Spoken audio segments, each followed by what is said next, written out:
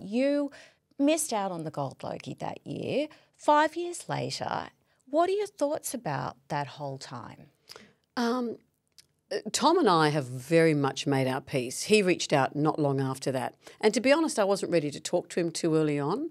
And I wasn't bruised by him. I've always respected Tom and I knew he was being comedic.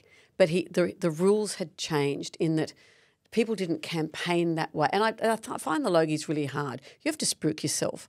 And that's not everyone's skill set. It's really uncomfortable. And he saw great comedic opportunities in there.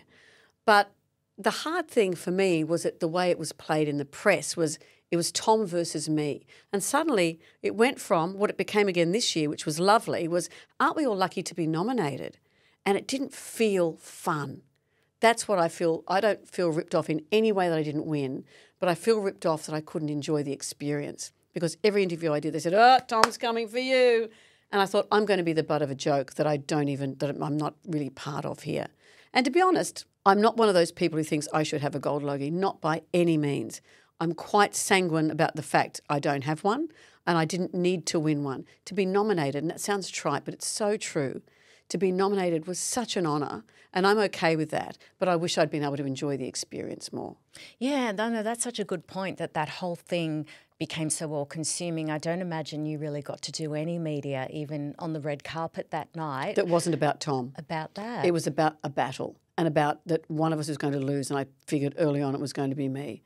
And I just thought, this is a fight I don't want to be having. But just from a forecast perspective and in terms of, what your career goals are for the next 5, 10, 15 years, do you see another Logie in your future, which is really also another way of asking, another high-profile role on television in your future? I'd like to think so. I've got some TV things in the works for the second half of this year. But as much as I was sad to see The Living Room go, and I really loved that show, and I think that had legs in it to keep going, having said that, that schedule was getting so hard for me that I don't mind the calmer life I'm having now with the breakfast radio, getting up at 4 o'clock, talking for 3 hours, all the rest of it that comes with that. But I don't know if I'd do a big, long stint on TV again. I like the idea of doing a project here and there. I think that would probably suit me better.